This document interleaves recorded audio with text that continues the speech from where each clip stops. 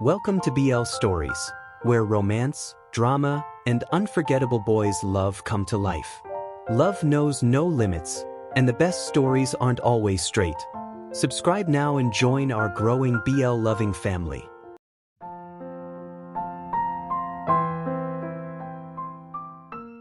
A good part of the 4 hours passed in random conversation.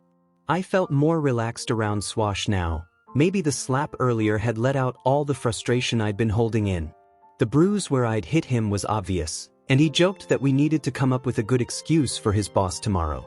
We threw around ridiculous suggestions and laughed until we were both genuinely smiling. I noticed there was more casual physical contact now. At first, it seemed innocent, playful nudges, his hand resting lightly on my thigh, our feet brushing under the table, but after a while, I couldn't ignore it. More than 5 times didn't feel unintentional anymore. It felt like he was testing something, or maybe just enjoying how much it was getting to me. After a long pause in the conversation, he suddenly asked, "So, are you seeing anyone?" I wasn't surprised. I'd been waiting for that question. Kind of. Really? And, he's okay with your work? We met because of my job, I answered carefully. Doesn't he get jealous?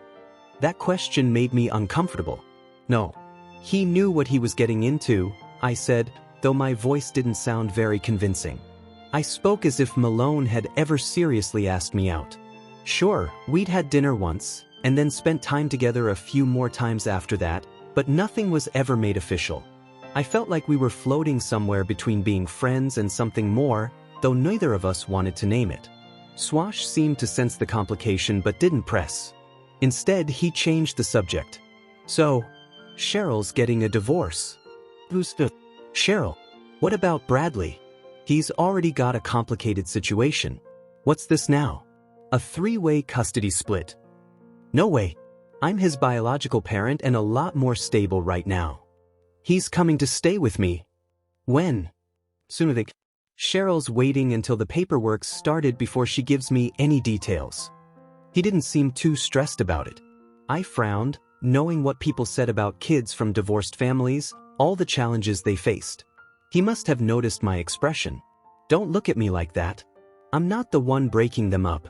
From what I hear, they've been arguing nonstop. It was only a matter of time. Honestly, I'm just glad to have my son back.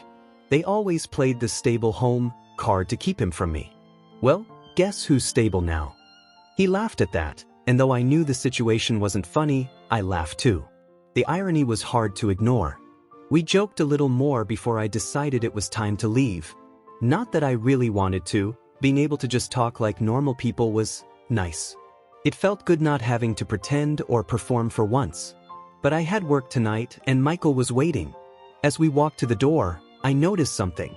Swash, whose clothes are these? He raised an eyebrow. Yours. I blinked at him. What do you mean? I bought them. For you. I stopped walking and stared at him. Swash just grinned. Well, how much were they? I'll pay you back. Stop. What? Stop keeping score. Not everything in life has to be repaid or reimbursed. I bought them because I wanted to. I went silent. He was right. But that didn't make it easier to accept. I hated the feeling of owing someone. It always felt like it put me a step beneath them. Swash kept smiling, watching my reaction. I took in his face, the sharp lines softened by the sunset, those green eyes sparkling with amusement. The breeze played with his shirt, revealing flashes of his toned chest, and something about the orange-gold light made him look perfect. I swallowed hard and forced myself to look away. I should go. I'm going to be late, I muttered. He chuckled softly. I didn't trust myself to stay. He hugged me before I left. I tried not to linger. I had to focus. Michael Clive, tonight's client, was waiting. A 21-year-old first-timer. That thought distracted me all the way home. Once I arrived at my apartment, I quickly showered and changed into my outfit for the night, a graphic tee and slim jeans. The goal was simple, look attractive but not intimidating. First-time clients were often nervous, and anything that helped ease the tension was worth it. When I got to the destination Michael had texted me, I realized it was basically a college party. Loud music, guys acting overconfident, girls dressed to impress but keeping their distance, and the usual casualties of bad drinking choices sprawled outside. I navigated through the chaos, dodging spilled drinks and unsteady people, not sure who exactly I was looking for. Then, a hand grabbed my shoulder firmly from behind. And just like that, the night truly began. Meet! I spun around, catching the voice of a laughing, clearly drunk guy. I could barely see his face under the club's flashing lights, but when he said something about a shy virgin, I knew I'd found the one to follow. He led me to a door, said something like, "Rock his world," and then shoved me inside a small, well-lit room. Sitting awkwardly on the bed was a boy who looked like he wanted to disappear. His posture screamed nervousness, and when he looked up at me, I understood why. He wasn't what I expected. A little chubby, with soft brown hair and boyish features. He actually looked sweet. His size suited him somehow. If he were any skinnier, his head might have looked too big. I couldn't tell how tall he was, but I guessed he was taller than me. "Michael?" I asked softly. His eyes flicked toward me, recognition flashing, but he didn't speak. The silence was heavy. "I don't bite," I offered, trying to lighten the tension. "Unless you ask." He smiled faintly, but his eyes stayed troubled. I crossed the room and sat beside him, careful not to invade his space. "We don't have to do anything you're not comfortable with." "My friends are jerks," he muttered suddenly. "What? Why?" "They said they were bringing a girl." I froze for a moment, understanding hitting me fast. His friends had brought him here, for someone he wasn't even interested in. I frowned, glancing at him carefully. "I haven't told anyone yet," he whispered. His friends suspected something he hadn't admitted, not even to himself. Now here he was, cornered between pretending and being himself. I nodded slowly. "I'm sorry, that's not fair to you." Michael looked down, silent. "So, what now?" I asked softly. He seemed to debate with himself, breathing slowly. And then, suddenly he reached for me and kissed me. It wasn't perfect. It wasn't practiced. But it was honest. I smiled against his lips, meeting his hesitant kiss with patience, letting him lead. He needed to feel in control, to decide for himself. I kissed him gently, guiding him, letting him feel safe. His nervous energy flooded the room, but he was trying, and I respected that more than anything. "You're okay," I whispered between kisses. "Just take your time." He nodded shakily, then rested his forehead against mine. "I'm sorry. I'm just scared." "I know. I don't even know what I'm doing." I smiled softly. "That's all right." He held on to me for a long moment, like he didn't want to let go. And I didn't rush him. Eventually, he pulled back, looking both embarrassed and relieved. "Thank you." I stood slowly. "You don't owe me anything." "I do." "No, you don't." I left him sitting there quietly. He needed time to figure himself out. I understood that better than anyone. As I stepped out of the room, back into the noise of the party, I felt heavy inside. Tonight wasn't about money. It wasn't about me. It was about someone trying to take their first step. And for once, I felt proud to have been there for it. Pain shot through my body as I woke up again. I hadn't slept properly all night. Every time I shifted, it hurt, and trying to lie still didn't help either. Eventually, I gave up trying to sleep. I sat up slowly, wincing. Michael had left me sore in ways I hadn't expected. My body simply wasn't made to handle something like that. I felt sorry for whoever he'd end up with someday. They'd need more patience than I had. I carefully stood up, moving slowly toward the bathroom. Every step was uncomfortable. Grabbing my small mirror, the one I usually used for fixing my hair, I tried to check myself. It wasn't easy, and the whole process made me wince, but eventually, I breathed a small sigh of relief. No visible injuries. That didn't make it feel any better, but at least it wasn't worse. Maybe I'd gotten lucky. Michael had been nervous, unsure, and inexperienced.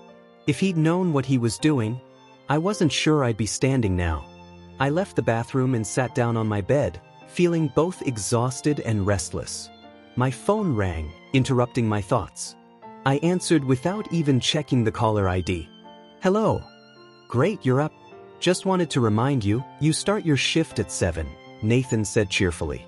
Nobody books at 7, Nathan. You never know. I hung up. I wasn't in the mood. Every small movement hurt, and honestly, I needed days off. Not that such a thing really existed in my world. Still, today was Monday, which meant maybe, just maybe, the week would be slow.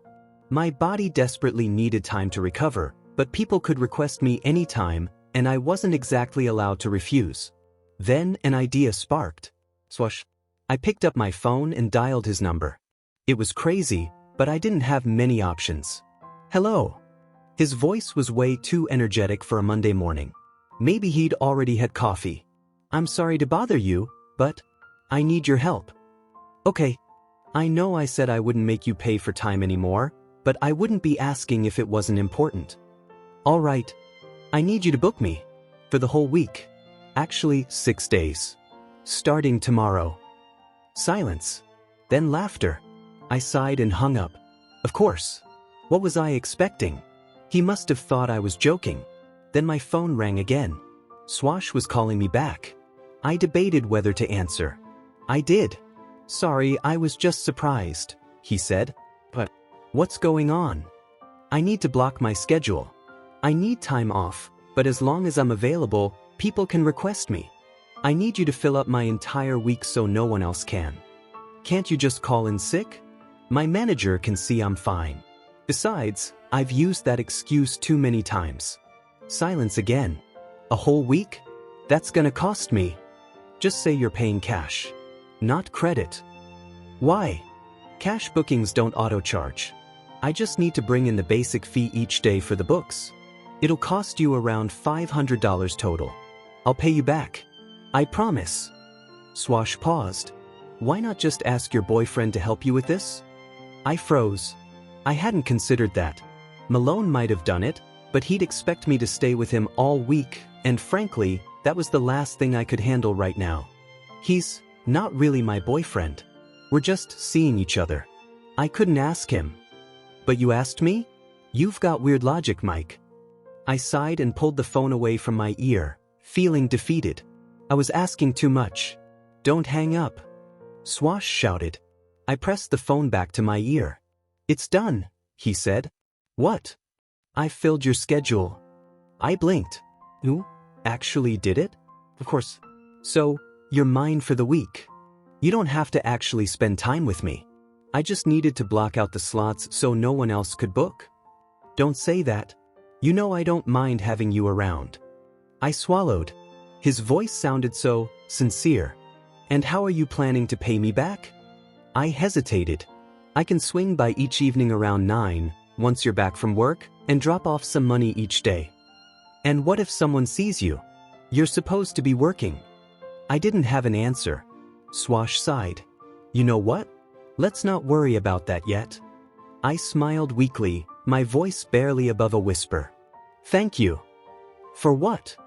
For being the only person I can actually ask for help. There was silence for a moment before he said softly, always. I'll come up with an excuse. No. If you're going to tell a lie, you need to commit to it. That's how advertising works, Swash replied firmly. Besides, it'll cause less trouble this way. So I want you at my place from the start of the scheduled time until the end. No more excuses. Okay, I said softly, too exhausted to argue. Thanks again. You're welcome. I hung up and breathed a long sigh of relief. That problem was handled. For now. But I still had to figure out how to drag myself across town to get to the bank, something I wasn't looking forward to. Then my phone rang again. Nathan. Yes. I answered, not bothering to hide my exhaustion. Oh my gosh, Mike. What have you been doing in Chicago? He said dramatically. What are you talking about?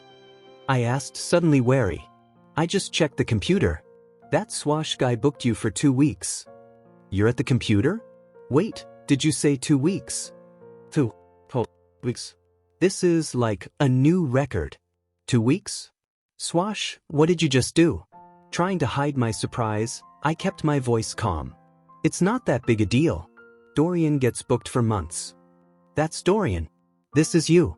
You must really be something special to this guy. Keep going like this and you'll be a millionaire before you're 25. You've officially earned my respect, Ham. Don't call me Ham. But Emmett. You're not Emmett. I hung up before he could finish. Typical Nathan. Still, he was right about one thing. Swash had gone above and beyond what I'd asked. I'd requested a week, but 2? That was a lot.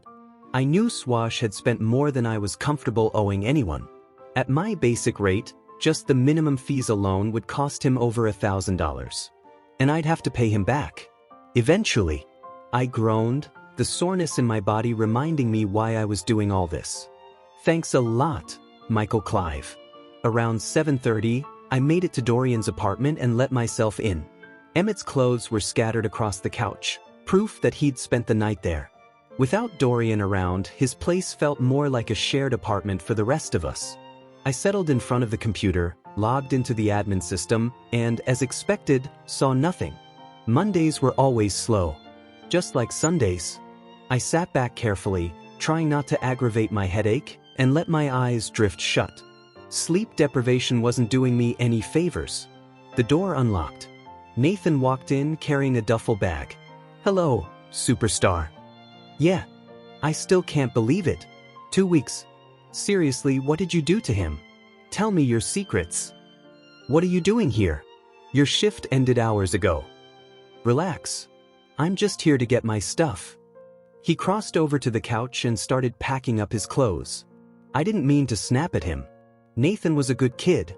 But today, I wasn't in the mood for anyone's energy. Still, I found it funny how I kept thinking of him as a kid when he was only a year younger than me. Maybe it was his skinny frame or those bright, playful eyes. As he zipped up his bag, he hesitated at the door. Then his tone changed. His blue eyes looked a little more serious. I've never met this Swash guy, and I don't know what your issue with him is. Maybe he's rude or weird or smells funny. But if someone spent over 20 grand just to be near me, I'd probably consider giving him a chance. And with that he left. I sat there replaying his words. Swash wasn't any of those things. He was respectful, patient, even charming. He didn't smell weird. He smelled great. And after everything he'd done for me lately, he was probably the nicest person I knew right now. So why was I still keeping him at arm's length? Before I could figure that out, the computer chimed with a message. I opened it just to hear something other than my thoughts. Hey Mike, I know you're reading this. Okay, I hope you're reading this. You should really take your job seriously. Anyway, just wanted to say congrats on your 2-week booking. You're moving up. Also, I wanted to tell you that I'm getting married. I stopped reading for a moment. Dorian? Married? That didn't sound right. I kept reading. It had to happen sooner or later. I can't keep living like this forever. I want to give this a real shot with Bates. Tell Emmett and Alex. Those two should be next, honestly. Maybe Robert too, if he cares. I'm not typing this 3 times. And no, I'm not retiring. Still your boss. Love, the future Mr. Channing. I let out a breath I didn't realize I'd been holding. Dorian Ivan. Getting married. In a way, it made sense. He and Bates had been practically married in our minds for over a year. But hearing him say it, it made me smile. Then my phone buzzed twice. A message. Good morning, Michael. It's Tom, Jason's brother. Alex said you might be free today, and I was wondering if you could take me to the hospital. I'm staying at a hotel near Jackson Boulevard. I stared at the message. I couldn't believe he actually showed up. Jason had told me once how strained their relationship was. Tom had never accepted his brother's life choices. He always acted like Jason's identity was just a phase, a way to get attention. Now, I was about to spend the morning with him. Perfect. From one awkward situation straight into another. Emotional exhaustion? Soreness? Still there. Rent? Due. Debt to Swash? Growing. This was exactly why people hated Mondays. I sank back into the chair and whispered under my breath, why me? I tried to plan out my morning, but nothing seemed efficient. Tom's hotel was in one direction, my bank in the opposite. That meant a double trip. With the month coming to a close and no paycheck to look forward to, I could only hope the online payments were enough to keep me afloat. As the taxi crawled through traffic toward Tom's hotel, I drummed my fingers, thinking about the upcoming week, or 2 weeks, thanks to Swash. 2 weeks without earning anything. I had suggested the idea to him, but I hadn't expected him to double it. Whatever his reasons, I had agreed. I couldn't complain. The taxi finally rolled forward. Tom wasn't as bad as I'd expected. He was polite. Maybe that was just because I was a stranger, but it was still better than what I'd anticipated. He looked like Jason, though slightly shorter and slimmer, with more stress lines etched into his face, probably from age or responsibility. His reddish-brown hair had streaks that almost looked like copper. I wasn't sure why he needed me to take him to the hospital, but maybe he just needed someone to talk to. "How was he the last time you saw him?" Tom asked. "Before or after everything?" I caught myself before saying something tactless like the stabbing. Small victory for my improving manners. "After, but I guess you can tell me both." I nodded. The last time I saw him, he was working. At a friend's place. Tom seemed satisfied with that. "And after?" "He was in intensive care. Peaceful, actually. They're keeping him asleep to avoid putting too much strain on his heart." "That's serious?" "Yeah. I think he's getting better." The rest of the trip passed mostly in silence. Occasionally, Tom's phone buzzed, and he typed out messages. I caught myself glancing at his BlackBerry. He noticed and smiled. "Oh, just work emails. Nothing exciting." "So, what do you do?" The question I'd hoped to avoid. "I'm between jobs right now," I said simply. Someone once told me the best lies were short. I couldn't even remember who told me that, but they were right. "What did you do before?" "Waiter." That wasn't technically a lie.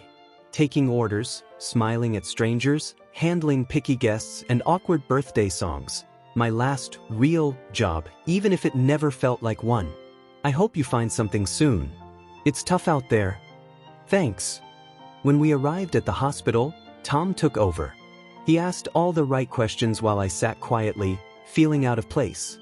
30 minutes passed with me sitting awkwardly as Tom handled everything. Eventually, I'd had enough. "Tom, I need to go." "But, don't you want to see Jason?" "I'm sure he's okay. I've got a few errands to run. Job searching and all." "Oh, sorry. I've probably kept you. Thanks for coming along. It was nice talking to you." "How long are you staying?" "Leaving tomorrow. Office stuff. Might be back over the weekend, though. My wife's going to kill me." He laughed, and for a moment he looked a little more like Jason. "Good luck with work." "Good luck with the job hunt." We both laughed, shook hands, and I stepped outside, searching frantically for a cab to take me to the bank. It took me 15 minutes standing in the chilly air before I flagged one down. I made a mental note to finally finish those driving lessons. Taxi fares were eating up money I didn't have. I preferred using the ATM at my actual bank branch. Call it paranoia, but if something went wrong, at least there'd be someone to help. I slid my card in, punched my PIN, and waited. $471.83. I breathed a quiet sigh of relief and withdrew $300. With what I had left at home, I could survive, barely, for the next 2 weeks. Time to go full survival mode. Fewer unnecessary trips, lower electricity use, and strict budgeting. Goodbye proper meals. Hello instant noodles. And then the thought hit me. 2 weeks of traveling to and from Swash's place every day. Taxi rides would cost more than I could afford. There was only one solution. I was going to have to stay with Swash. Oh no. My phone rang, interrupting my spiral. I sighed when I saw the name. Malone. And my battery was low. Great. "Hello. Mike, where are you?" His voice was sharp, almost demanding. "I'm at the bank." "But something wrong?" "I've been trying to book time with you, but I can't." "What's going on? Is the website down?" "I really want to see you." Panic flickered in my chest. I hadn't thought about what to tell Malone.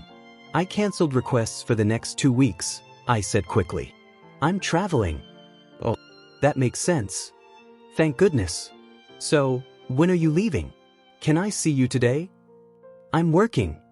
All day." "Yeah. Till midnight. Can I come see you after?" I'm not sure. I'll probably be really tired. Please, mate. I've missed you. It's been 2 days. I miss you after 2 minutes. His needy tone made me smile despite myself. Tell you what. You can pick me up after midnight. I'll be at a friend's place. I gave him Dorian's address. Awesome. But I'll need to leave early tomorrow. Won't want to miss my trip. I could drive you. I don't want to bother you. You love your sleep. He chuckled. True. There was a pause. Then I asked what had been weighing on my mind. Malone, is Jeff really gone? Silence.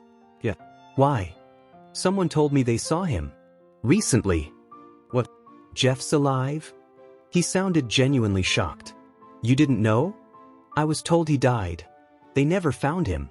Just his jet ski. I never heard from him again. I thought he was gone. Well, I'm sorry.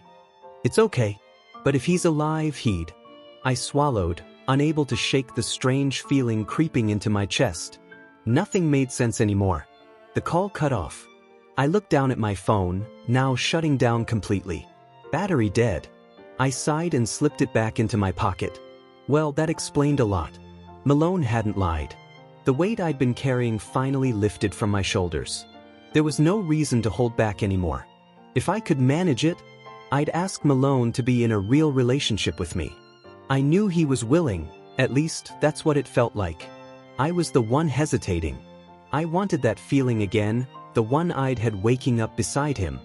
I wanted his kisses, his hugs, but more than anything, I wanted the peace that came with having someone like him by my side. If Dorian and Emmett could have that happiness, why couldn't I? We weren't so different. I caught a cab back to Dorian's place and checked the computer. 2 requests had come in, but they were both scheduled for later in the day. I sent out the confirmations and texts, oddly grateful for the calm routine. It felt nice to just breathe. Then the door opened and Nathan strolled in. Now that's the face of someone who just hit the jackpot. Yeah, whatever. I brought you something. He held up a small box from the fancy cafe down the street, the one with the ridiculously good cupcakes. I smiled, genuinely this time, as I took the box. Thanks. You're welcome. I paused, narrowing my eyes. Wait, you're not just being nice because you think I'm rich now, are you? Can I get $1,000? Promise I'll spend it responsibly. He batted his eyelashes, pulling an exaggerated cute face. I laughed so hard I nearly dropped the cupcakes. But seriously, will I see any of that money? I'll think about it. We both laughed again. It felt a little ridiculous that Nathan thought I was rolling in cash when I was barely scraping by. Still, the cupcakes were delicious. He grabbed his stuff and headed for the door, but paused to flash another playful smile. Remember me when you're shopping at Gucci and Dior. You know I'm a Louis Vuitton type of guy. He laughed, waved, and left. The rest of the day passed in peaceful monotony. A few requests, a few calls. Before I knew it, midnight had arrived. Malone time. My phone was still dead, my charger was at home, but I hoped he'd remember the address. I walked down to the front of the building, anxious, pacing, scanning every car that passed. When Malone's car finally pulled up, my heart skipped. He stopped at the curb and rolled down the passenger side window. I walked over and climbed in. He smiled warmly and leaned over. Hi. Hi. I smiled back. He unbuckled his seatbelt and leaned in, pressing his lips to mine. This kiss was softer than usual. When he pulled away, he rested his forehead gently against mine. I've missed that, he whispered. I smiled without saying a word. Maybe I wouldn't have to ask him anything after all. Maybe he already knew. He pulled back and looked at me, his eyes soft. Forget about Jeff. Whether he's alive or gone, it doesn't matter anymore. I've already let go. I just want you now. I felt my chest warm. He buckled his seatbelt again, and I followed. As he drove us toward the city lights, I found myself lost in thought, until I felt his hand resting gently on my thigh. Focus on the road, I said quietly, placing my hand over his. He chuckled and did as I asked, though his smile lingered. We arrived at a 4-star hotel. I waited in the lobby as Malone checked us in, not wanting to draw attention.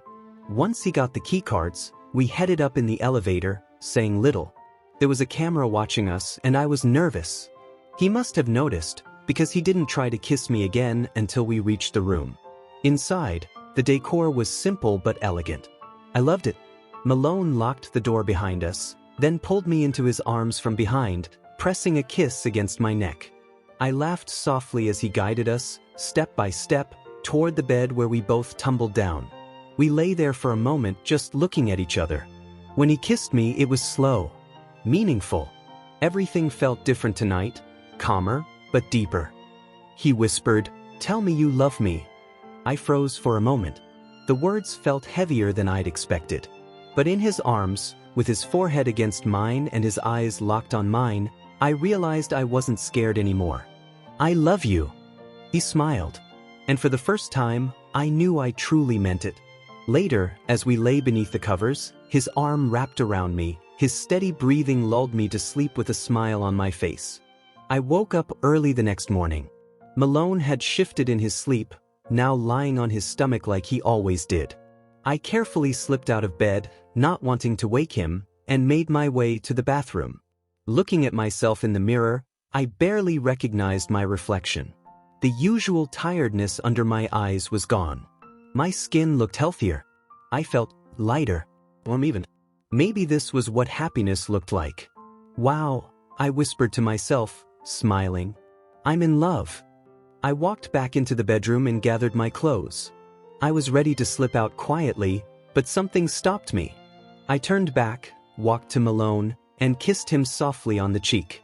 His eyes flickered open. "Have a safe trip," he murmured sleepily. I froze for a moment. He was awake. He smiled at me, gentle and genuine. "I will. See you in 2 weeks." "I love you."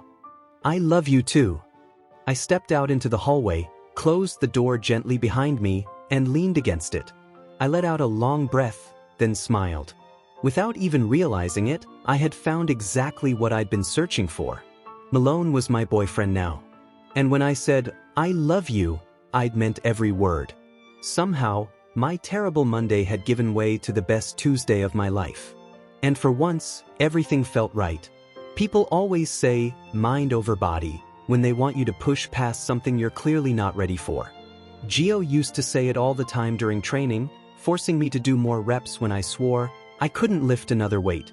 Other people used the phrase to sound wise, like they were on some spiritual journey, when really, they were just doing what they'd always been capable of.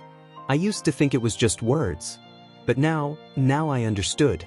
Pain shot through me like fire as I staggered away from the hotel door, my legs buckling beneath me. I couldn't figure out why I hadn't felt this earlier. Last night, everything seemed fine, comfortable, even. Maybe I'd been too caught up in the moment, too happy, too distracted to notice. But now, every step hurt. I collapsed to my hands and knees, tears stinging my eyes. Footsteps rushed toward me, and a security guard helped lift me. "Are you all right, sir?" I didn't know how to answer. Saying yes would be a lie. Saying no would mean more attention than I wanted. The pain answered for me as another wave hit, and my tears gave me away. The guard steadied me, helping me walk, though his long strides were hard to match. Eventually, we reached the elevator and made it to the lobby. He handed me over to a baggage handler, saying he had to return to his post. I managed to mumble a "thank you." That's when I recognized the new guy helping me. It was the receptionist from the other hotel. His smirk said it all. "Looks like your choices finally caught up with you," he said, his voice thick with amusement. I glared at him, though with tears in my eyes, I probably didn't look threatening at all. He laughed out loud. I wanted to disappear. He helped me outside and called a cab, thankfully not adding any more insults. As I sat in the back of the cab, I caught a glimpse of his smug expression one last time before we pulled away. I sank into the seat, humiliated and exhausted. "Swash's place," I told the driver quietly. He nodded, giving me a sympathetic glance. I must have looked awful. Just a few hours ago, I'd felt like everything in life was finally falling into place. Now I wanted to crawl into a hole. We pulled up to Swash's building. I checked the time, 7:40 a.m. I hoped he hadn't left for work yet. I hobbled over to the intercom and rang his apartment. No answer.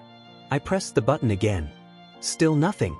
I kept pressing until I finally slumped to the ground, defeated. Then I heard his voice. Mike. Swash appeared from around the corner of the parking area. He looked confused at first, then his expression changed when he saw me. He ran over. Mike, what's wrong? I could barely answer, just groaned softly as he helped me to my feet. I leaned on him as we made our way upstairs. My whole body hurt, even looking at the lights made my head throb. Swash led me to his couch, where I collapsed. He grabbed his phone and called his assistant. Hey Rod? I'm going to be late. Little emergency, yeah, just take notes, I'll catch up later. Let the others know. I'll be fine. Thanks. He hung up and crouched in front of me, concern etched across his face. What happened? Sports injury, I muttered. Swash raised an eyebrow. You play sports? Sports. Injury. He paused, then his expression changed as realization dawned. He blushed slightly and stood, heading for the kitchen. Swash, I called after him. He hurried back. What do you need? Go to work. I can't leave you like this. Get me some Tylenol and go. Mike, seriously? I'll be fine, I lied. I've handled worse. He hesitated but eventually disappeared into his bedroom, returning with painkillers and something else. He poured a glass of water and handed me the pills. What's this one? I asked, motioning to the second tablet. Ambien. It'll help you sleep. You take sleeping pills?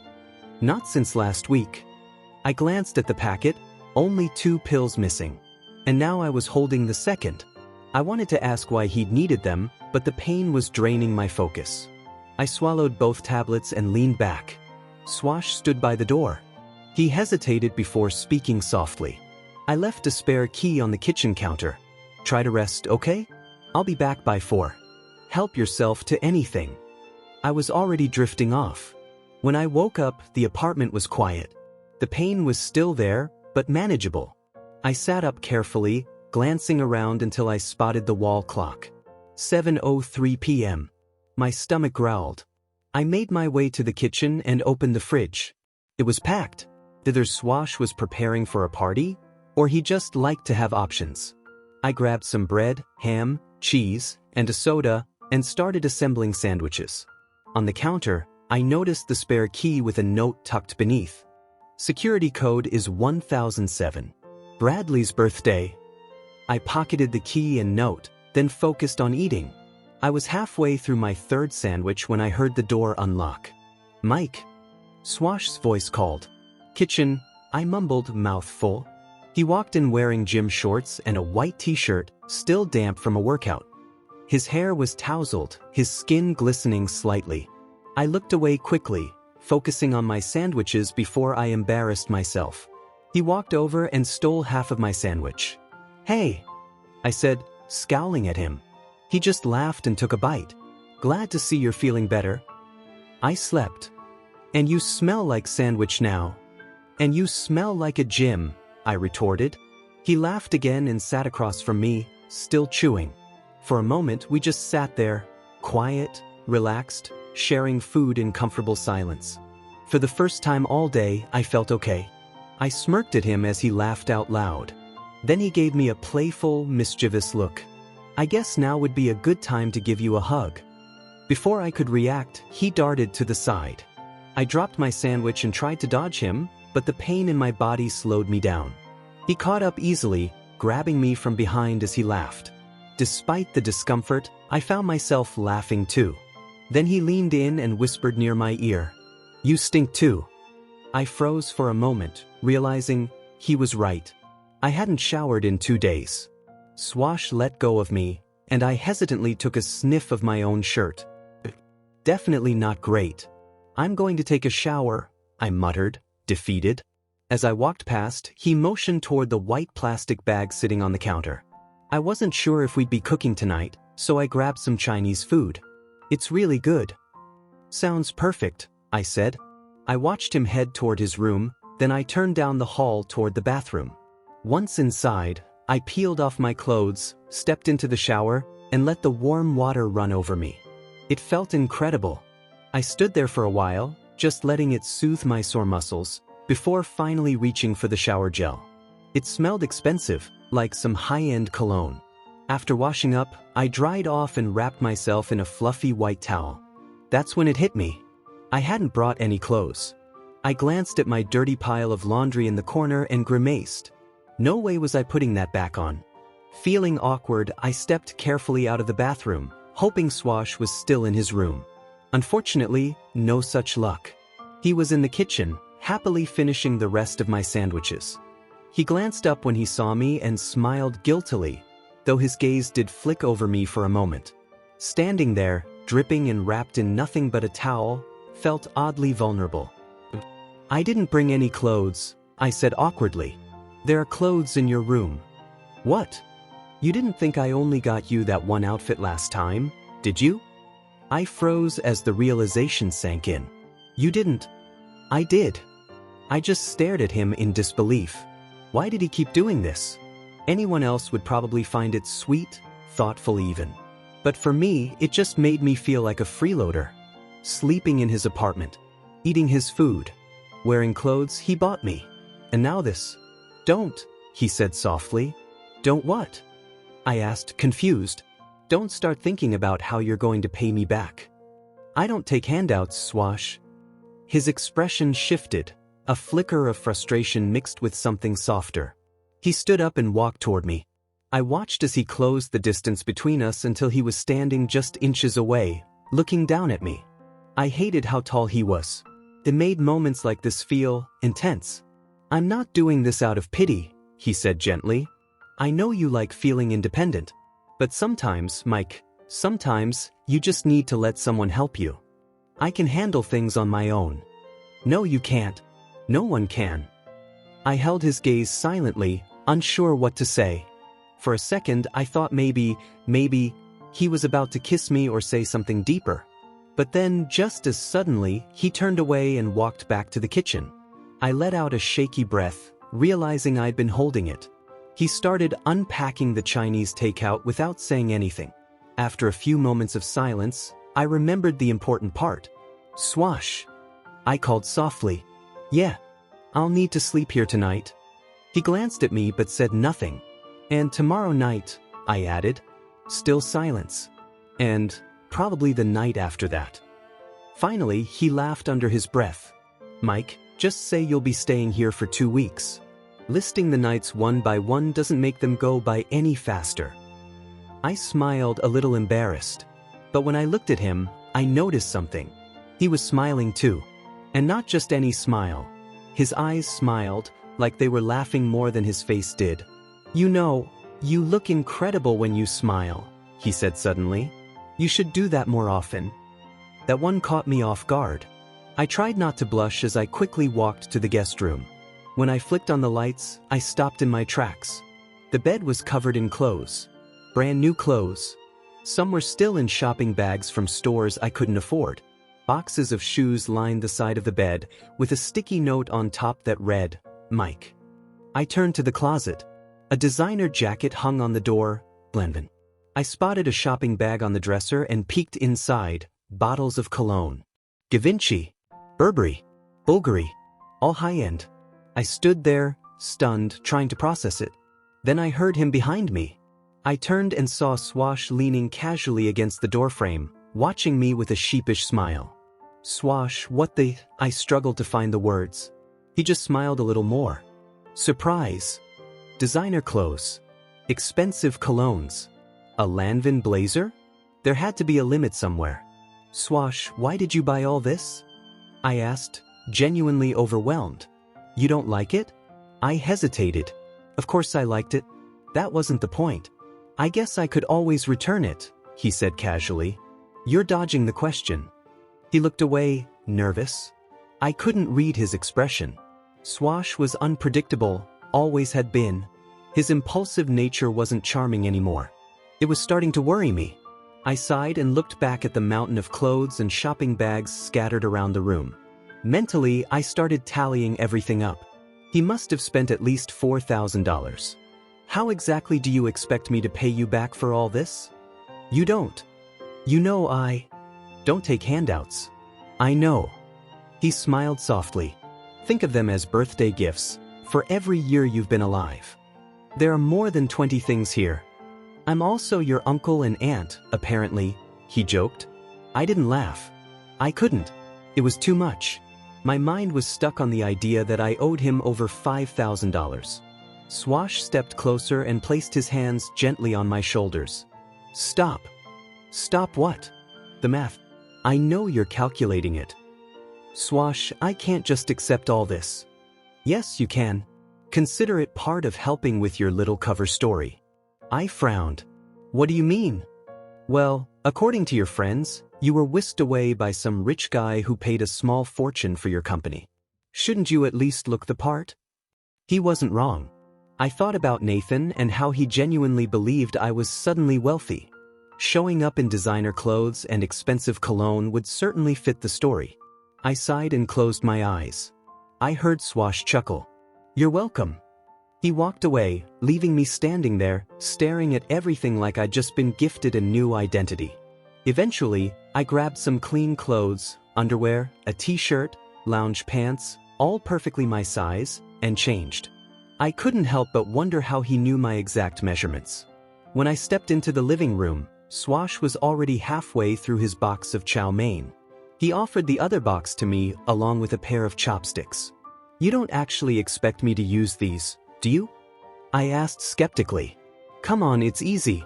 He demonstrated, clicking the chopsticks together like it was second nature. I'll just use a fork. Swash laughed. A dumb jock like me figured it out. I'm sure you can too. Besides, wouldn't you like to learn something new? I hesitated, then took the chopsticks from his hand. After a few failed attempts, and one unfortunate incident involving a rogue piece of carrot that hit me square in the face, I finally started getting the hang of it. Swash laughed so hard at my struggle that even I couldn't help but smile. Once I managed to pick up some noodles properly, I found myself weirdly proud of the achievement. Swash watched me, smiling warmly. His hair was still slightly damp, curling a little, and his green eyes looked brighter than usual. He looked younger, somehow, like the guy everyone in school had admired. Embarrassed, I stuffed my mouth with noodles to avoid staring. He wandered over to the couch and turned on the TV. He flicked through channels until he landed on a soap opera. I watched from the kitchen as I kept practicing with the chopsticks. During a commercial break, I noticed Swash leaning forward, watching the ads with intense focus. What are you doing? I asked. Huh. You're more interested in the commercials than the show. I am. Why? It's related to my job, he said simply, eyes still on the screen. I study advertising strategies. Companies use different methods to get your attention. Some associate their products with happiness or excitement, some with luxury. My job is figuring out which approach works better. I blinked, processing that. Swash had never talked about his work like this before. I stood up suddenly. Where's your computer? In my room. Why? Come on. I want to show you something. Without question, he followed me. We sat down in front of his computer as he booted it up. Once it loaded, I took over and pulled up YouTube. What are we looking for? He asked. Japanese commercials. He raised an eyebrow but said nothing as I sorted through the search results and clicked on a compilation video. The ad that played before the video tempted me to skip it, but I stopped myself. After all, Swash was here to study ads. He leaned in close, resting his chin near my shoulder to see the screen better. His breath brushed the side of my neck. I tried to ignore the strange warmth creeping up my skin. Once the video played, we both burst out laughing. I'd seen it before, but watching Swash laugh that hard made it even better. Got any more of these? He asked, voice low and close to my ear. I clicked on the next video quickly, trying to focus. His closeness was getting distracting. By the time we were watching the seventh one, Swash was laughing so hard there were tears in his eyes. I couldn't help but smile. It felt good, knowing I'd made him laugh like that, even if all I'd done was press play. How was that one? I asked. Swash laughed, wiping his eyes. These are genius. How did you even find them? A friend showed me. I smiled softly, thinking of Jason. Please get better soon. Swash shook his head in amazement. They're incredible. The Japanese have such a unique approach to advertising. They make everything so memorable. I feel like I could learn from this. Yeah. I can totally picture ads like this playing here. That would be something. He turned toward me, smiling. Thanks, Michael, for showing me. Hey, it's the least I could do. For a moment, neither of us said anything. We just looked at each other, like we were both searching for words we couldn't find. Then Swash's phone rang, breaking the silence. He glanced at the screen and answered. Hey, Rod? Yeah. Oh, he's okay. He actually just showed me some really interesting stuff. I think it's something we should talk about. Sure, yeah, see you tomorrow night. He hung up and turned to face me. What? He asked, noticing my expression. I hadn't even realized I was frowning. My mind had drifted. He'd been talking about me at work. That much was obvious. But what was happening tomorrow night? And who exactly was Rodney? Some part of me felt uneasy, jealous, even. But what? Swash wasn't mine, and he wasn't acting like he wanted to be. What are you thinking about? Swash's voice pulled me out of my thoughts. I cursed myself for being so easy to read. Were you talking about me to someone from work? I asked hesitantly. Yeah. Rodney. I told him about this morning, about your emergency. I stared at him, feeling uneasy. He chuckled softly. Relax. I didn't tell him why you were hurt. That helped. A little. I let out a breath of relief, and Swash laughed gently at my obvious anxiety.